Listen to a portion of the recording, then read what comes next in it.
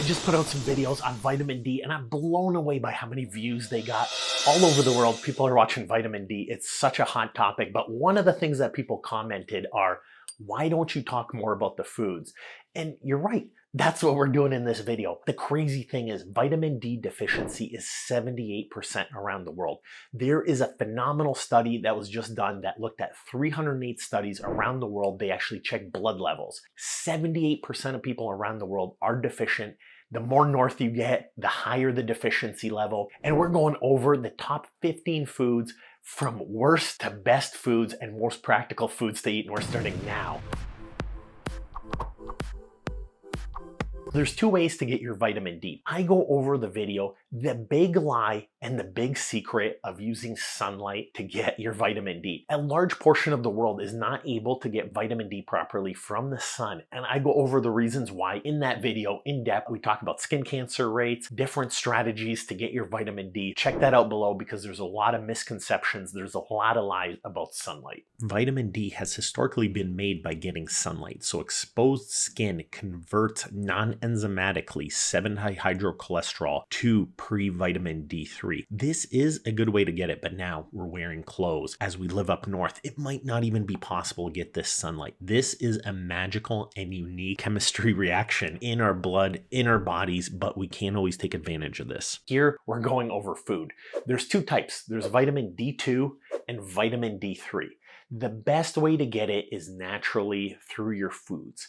There are supplements available and I link them down below. I go over some videos, how to use the supplements. The reality is, if you can do it naturally, if you can eat foods, that is the way to go. I did a deep dive from least important to most important foods for your vitamin D, but first I want to go over the benefits of vitamin D, and I'm going to count those down. Number 10, improved mood and mental health.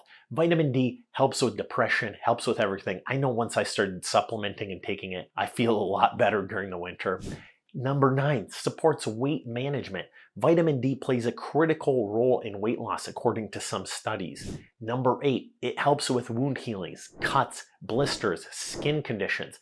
If you're in a sunny area, there's no doubt your skin is a little bit healthier than in the winter when it's scaly, crusty, and dry. Number 7, reduced risk of certain cancers. There's a lot of studies, especially like colorectal cancer, for example, but vitamin D can play a critical role. Number 6, diabetes management. There's a lot of studies that show how vitamin D is important in regulating insulin level and aiding in the management of diabetes. Number 5, heart health. There's an association between vitamin D levels and heart and vascular health. Number 4, reduce risk of the flu. There is a great study that basically within 250 miles of the equator, north and south, there's no flu season.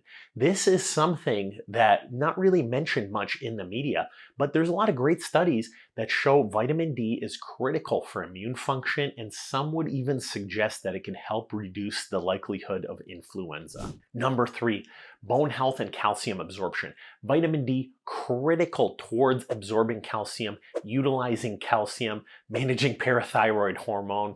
Two things control your bone buildup. Your parathyroid gland, which releases parathyroid hormone, that makes the bones take up more calcium. And parathyroid hormone also creates vitamin D. So you have to have sufficient vitamin D. Both work on the intestines to take up and keep more calcium. If you have more calcium, more parathyroid hormone, more vitamin D, cells called osteoblasts, you can see I'm working here, they lay down more bone, they build more bone. If you don't have that balance, then cells called osteoclasts eat up the bone, chew it up, and you develop osteoporosis over time. We go over our video on all the vitamins, vitamin K2, magnesium, vitamin D, omega-3 fatty acids, and bone health and osteoporosis. Check that out if you have time. Number 2, reduce risk of autoimmune diseases. This is crazy, but vitamin D levels are associated with certain autoimmune diseases. And the more north you go, the higher some of these autoimmune diseases are present. That just blew my mind. Check out those studies in our sunlight video. In the north, the tricky part is from about November to about March, the sun is south. So you're not getting a lot of rays, especially in North America, in Europe, in Russia, northern China. And this is why I mentioned a lot of these illnesses like autoimmune illnesses, osteoporosis, the vitamin D deficiency symptoms, they're seen in a lot greater quantities in these areas above 35 degrees north and below 35 degrees south. But below 35 degrees south, there's not a whole lot of population in the world. It is actually possible to use a sun lamp. Now, there's a lot of brands out there, and I looked this up. The studies aren't very conclusive. That means nobody really paid to do the studies, how much you need for how long, but they recommend, 5 minutes, 3 to 4 times a week. That's all you need to convert your skin to your level, to your kidneys, and get your vitamin D. That basically means your 7-dihydrocholesterol level can be converted by 5 minutes with this lamp to pre-vitamin D3 to get your normal levels. Now, there's no real studies verifying this, so tell me what you think. They are about $600 or more, so they're not the cheapest thing in the world. And number one, immune support. Potentially the most critical effect of vitamin D is that it supports the immune system, helping the body fight infections and diseases. Very well studied, very well proven. I won't get into that in this video. We're going over the foods here. In this list, I go from least practical and least effective to most practical and most effective. Number 15, margarine, fortified margarine. So in America and in Europe, they fortify a lot of these foods, up to 15 international units per tablespoon. But how practical is it? I don't recommend anybody go eat more margarine. There's a lot of videos now how butter is actually better than margarine. In America, they've banned trans fats, but I won't get into that. That's why it's number 15. Number 14, fortified plant-based milks. So if you're vegan, your almond milk, your soy milk, there's 144 international units per cup in soy milk and almond milk. It's a great choice. For vegans, it's very practical, but it's number 14 on the list. 13, fortified cereals. So if you have kids, I know I have 4 kids, it's hard to get them to eat, but 1 cup of fortified cereal now has about 100 international units. They're getting vitamin D into a lot of these foods. For a kid, it's practical, but you're getting a lot of sugar, you're getting a lot of filler, a lot of processed garbage in there. It's probably not the best choice. Number 12, beef liver. 3.5 ounces have 50 international units. For my carnivore fans out there, most meats are just loaded with nutrients. So your B vitamins, especially your B12, your vitamin D, there is a lot of nutrition in beef. So I'm a huge fan of supplementing beef in your diet. It's very nutrient rich, potentially not the cheapest thing to eat with the high inflation economy now. Number 11, fortified orange juices. I'm normally not a big fan of juices because a lot of my patients are diabetics. It's very high in sugar, but there is 100 international units in fortified orange juice. You get some vitamin C. There's some benefits, but reality is you might as well just take a supplement and skip the sugar in that case because it is synthetic in this fortified food. Number 10, egg yolks. For me, this personally makes it a lot higher. There's a lot of bad press about egg yolks and eggs, but I have a great video, all the lies, all the secrets about eggs. If you eat eggs in your diet, I'm not gonna ruin it for you. Watch that video, but so much nutrition, so much vitamin D in your eggs, especially if you get farm-raised eggs. There's a lot more omega-3, a lot more vitamin D in your eggs. I would personally move eggs up a lot higher on this list, but right now it landed on number 10. But if I were to redo it, I'd put eggs higher. Number 9, cheese. The content varies, but a cheese slice is gonna have like 24 to 50 international units. Not the most widely consumed, but a lot of people eat cheese out there. They love it. You're getting a little bit of vitamin D in your cheese. Number 8, fortified yogurt.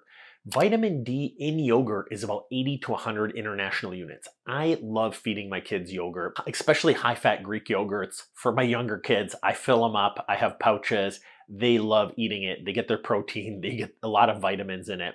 For kids, very important for me. It's probably one of my go-tos. I love eating Greek yogurt as well. Ton of protein, ton of nutrition in the right brands. Number 7, mushroom. UV exposed mushrooms are a great source of vitamin D. A 3.5 ounce serving can have 150 international units to 450 international units depending on the exposure. This is practical for vegans, vegetarians. You got to check and make sure they're UV exposed. How you would do that depends on the store. Number 6, canned tuna. Vitamin D content is 250 international units per 3.5 ounces. So eating a little bit of tuna can give you a ton of vitamin D. It's very easily available. Canned tuna is pretty cheap. It stores for a long time. The one thing I would say is going crazy with fish, potentially if they're farmed, you might have some mercury exposure. I have a video about fish toxicity down below. Check that out. That might help you out. Number 5, mackerel. Mackerel is great. 650 international units per 3.5 ounces. Getting a little bit of mackerel gives you a ton of vitamin D, ton of nutrition, ton of omega-3 fatty acids in there. Not the easiest to get, but a huge amount of vitamin D, especially in the winter if you work this into your diet.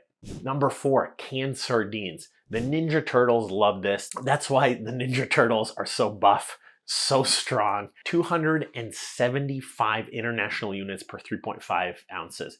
Easy to store, easy to consume, not the most expensive at the store, very easily available. If you need vitamin D and you don't want to take supplements, that's a great route to go. Number 3, herrings and sardines. The vitamin D content is insane in herrings and sardines. 1,600 international units per 3.5 ounces. That's a ton. Eating just a little bit can give you a decent amount during the day.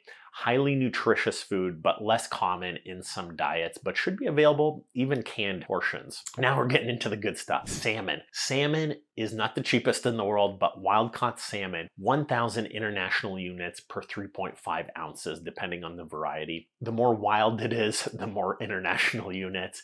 This is widely available. It's not the cheapest in the world, but getting a little bit of salmon, great for your omega-3 fatty acids, great for your vitamin D. And number 1, cod liver oil. This is essentially a supplement. It's so action-packed, but 1 tablespoon of cod liver oil is almost 1,500 international unit. Extremely practical if you're supplementing with a natural food. Cod liver oil. This is a less commonly used regular food item, but if you want to naturally build vitamin D into your diet, work cod liver oil in there. I go over videos about what the problem is with sunlight, especially in cold regions in the winter time. It's almost impossible to get enough vitamin D. Almost 80% deficiency around the world. Getting the right foods can help. So for example, the Inuits in Canada, they eat so much cold water fish and they get decent vitamin D levels. That's how they've adapted because they don't get that sunlight. Did I miss any food? I personally love to eat a lot of eggs. I love to eat fish. The recommended dosage, the argument is that it's way lower than you think. I personally take about 5,000 to 10,000 international units a day. I take it with vitamin K2. I take some omega-3 fatty acids. I take some magnesium as well. I go over all that in my guides down below, including what are the best supplements, how you should go about it. But these things, they don't have to be expensive. I know in today's economy, inflation is high, but these things don't have to be comparatively expensive. And I know for me, if I miss work, if I get sick, that's a disaster. It easily pays for all the supplements. Keeping my family healthy, this is a priority. For me personally, since I've started taking vitamin D, I feel like I never get sick at all. There's like years at a time where I don't get the flu even once. Whereas before, when I first started at the hospital, I was getting sick like every week. I felt like a disaster, but now hardly ever happens to me. Again, that's just one study, but check out those videos below about our sunlight, about our best supplements, and start getting healthier.